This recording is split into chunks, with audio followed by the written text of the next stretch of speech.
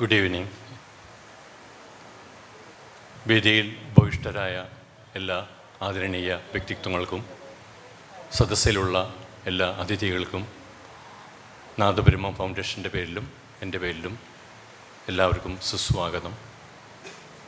Nadabrahma foundation കഴിഞ്ഞ 37 വർഷത്തെ യാത്ര, സംഗീതയാത്ര, സംഗീത സാന്ത്വന യാത്ര പൂർത്തിയാക്കി 38ാമത്തെ വർഷത്തിൽ പ്രവേശിച്ചിരിക്കുകയാണ്.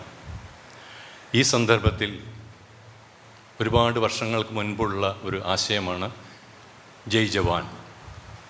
ഇത് കഴിഞ്ഞ വർഷം നമുക്ക് പൂർത്തീകരിക്കാൻ, സഫലീകരിക്കാൻ കഴിഞ്ഞു. ഇത് 2ാമത്തെ വർഷം. ഈ വർഷത്തിൽ ഇതിൽ പങ്കുചേരാനും ഇതിൻ്റെ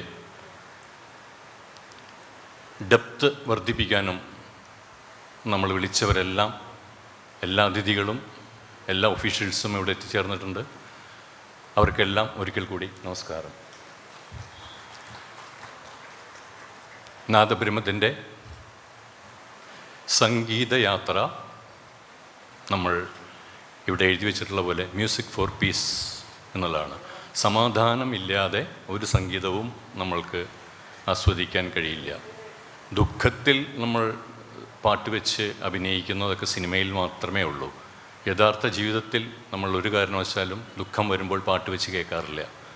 അപ്പോൾ നമുക്ക് സംഗീതം വരണമെങ്കിൽ സമാധാനം പ്രധാനമാണ്. ജീവിതത്തിൽ സമാധാനം എവിടെയുണ്ടോ അവിടെയാണ് എല്ലാ വളർച്ചകളും ഉയർച്ചകളും. നമ്മുടെ നാടിൻ്റെ വളർച്ചയ്ക്കും ഉയർച്ചയ്ക്കും അണിയറയ്ക്ക് പിന്നിൽ നിന്നുകൊണ്ട് മുന്നിൽ നമ്മളെല്ലാവരും അഭിനയിക്കുന്നു, ജീവിക്കുന്നു, അർമാദിക്കുന്നു, ഒരുപാട് സന്തോഷിക്കുന്നു, ഒരുപാട് കാര്യങ്ങൾ ചെയ്യുന്നു. അതിനെല്ലാം എല്ലാ സേഫ്റ്റി, സെക്യൂരിറ്റി എല്ലാം നൽകിക്കൊണ്ട് നമ്മളെ പ്രൊട്ടക്റ്റ് ചെയ്യുന്ന ഒരു വിഭാഗം ആൾക്കാർ നമുക്കുണ്ട്. അവരാണ് നമ്മളിന്ന് അവിടെ ആദരിക്കപ്പെടുന്ന ജയ് ജവാൻ. ഇവരുടെ സേവനം നമ്മൾ നേരിട്ട് കാണുന്നില്ല. കാരണം ഇവർ നമ്മുടെ ബോർഡറിലുള്ള എല്ലാ ഡിസ്പ്യൂട്ടഡ് ഏരിയയിലാണ് ഇവർ തമ്പടിച്ചിരിക്കുന്നത്. നമ്മൾ അവിടെയെല്ലാം സന്ദർശിച്ച് വിസിറ്റ് ചെയ്ത് നമ്മളതെല്ലാം ടൂർ പോകുന്ന പോലെ പോയി കാണുമ്പോഴാണ് നമുക്കറിയുന്നത്. നമ്മളത് ആസ്വദിക്കാൻ വേണ്ടിയാണ് 1 ദിവസത്തേക്ക് 2 ദിവസത്തേക്കൊക്കെ പോകുന്നത്. അവിടെയാണ് ഇവരുടെ ജീവിതം. മേലോട്ട് നോക്കിയാൽ ആകാശവും താഴെ നോക്കിയാൽ ഭൂമിയും എന്ന് മാത്രമേ അവർക്കുള്ളൂ. നമ്മളിവിടെ എല്ലാവിധ സുഖ സൗകര്യങ്ങളും കൂടി ജീവിക്കുമ്പോൾ ഇതിനകത്ത് ഒരു അസ്വാരസ്യം ഉണ്ടാവാതിരിക്കാൻ അവരവിടെ ഇരുന്ന് ഓപ്പറേറ്റ് ചെയ്യുന്നതാണ് നമ്മളുടെ സമാധാനം. കാശ്മീരിലും അങ്ങനെ പല പല താഴ്വരകളിലും നമ്മളെല്ലാവരും പലപ്പോഴൊക്കെ പോയിട്ടുണ്ടാവും. ഒരു സഞ്ചാരിയുടെ റോളിലോ അല്ലെങ്കിൽ മറ്റുള്ള ഏതെങ്കിലും കാര്യങ്ങളൊക്കെ ആയിട്ട് അവിടെ ചെന്ന് ഇതുപോലുള്ള ജവാന്മാരെ നേരിട്ട് കണ്ട് സംസാരിക്കാനും ഇടവന്നിട്ടുണ്ട്. സംസാരം പോലും അവർ വളരെ കുറവാണ്. ചോദിച്ചാൽ 1-2 വാക്ക് പറയും, പിന്നെ ഇല്ല. പിന്നെ നമ്മൾ നോക്കുമ്പോൾ അഗാധമായ താഴ്വരകളും നമുക്ക് പേടിയാവുന്ന രീതിയിലുള്ള അന്തരീക്ഷങ്ങളുമാണ്. അത് പകല് പോയി ആസ്വദിക്കുമ്പോൾ പോലും.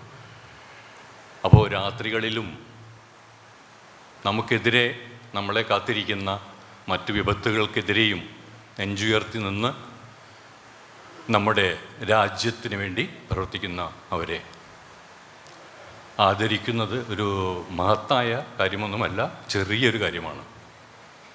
അതിന് ആ രാജ്യസ്നേഹം ഉണ്ടാവാൻ നമ്മുടെ എല്ലാ സിവിലിയൻസിനും, ഇവർ പറയുന്നത് കേട്ടിട്ടുണ്ട്, സിവിലിയൻസിൻ്റെ അംഗീകാരമാണ് ഏറ്റവും കൂടുതൽ അവർക്ക് സന്തോഷം തരുന്നത് എന്ന്. അതായത് അവരെ മനസ്സിലാക്കുക, അവരെ ബഹുമാനിക്കുക, അത് മാത്രമേ അവർക്ക് വേണ്ടൂ. അവർ മറ്റൊന്നും ആവശ്യപ്പെടുന്നില്ല. അവർക്ക് കിട്ടേണ്ട ആദരവ് നമ്മുടെ സമൂഹത്തിൽ നിന്ന് അവർക്ക് കൊടുക്കാൻ നമ്മളാൽ കഴിയണം. അതിൻ്റെ പുറകെ സംഗീതവും, നമുക്ക് സമാധാനമായ അന്തരീക്ഷം ആര് തരുന്നുവോ ദൈവതുല്യരായ അവരെ നമ്മൾ എല്ലായ്പ്പോഴും ഓർത്തിരിക്കണമെന്നാണ് എനിക്ക് പറയാനുള്ളത്. സംഗീത ലോകത്ത് 37 വർഷം പിന്നിട്ടപ്പോൾ നമ്മൾ ഇടത് കൈകൊണ്ട് സംഗീതം, വലത് കൈകൊണ്ട് സാന്ത്വനം എന്ന് പറഞ്ഞ പോലെ നമ്മളാൽ കഴിയുന്ന സാന്ത്വന കർമ്മങ്ങളും ഇതോടൊപ്പം ചെയ്ത് സൽക്കർമ്മങ്ങൾ ചെയ്ത് സമൂഹത്തിന് വേണ്ടി ഞങ്ങളാൽ കഴിയുന്നത് ചെയ്താണ് ഇത്രയും കാലം മുന്നോട്ട് പോയത്. തുടർന്നും ഇതേ സപര്യ തുടരുവാനാണ് ആഗ്രഹിക്കുന്നത്. മുന്നിലിരിക്കുന്ന നിങ്ങളെപ്പോലുള്ള സംഗീതപ്രേമികളും നാദബ്രഹ്മത്തിൻ്റെ അഭ്യുദയകാംക്ഷികളുമായ ഓരോരുത്തരുടെയും സഹകരണവും പ്രോത്സാഹനവും പിന്തുണയും ഈ അവസരത്തിൽ ഞാൻ പ്രതീക്ഷിക്കുകയാണ്, അഭ്യർത്ഥിക്കുകയാണ്. ഇന്നത്തെ ഈ സായാഹ്നം ധന്യമാക്കാൻ ഇവിടെ എത്തിച്ചേർന്ന എല്ലാവർക്കും ഒരിക്കൽ കൂടി സ്വാഗതം ആശംസിച്ചുകൊണ്ട് നന്ദി, നമസ്കാരം.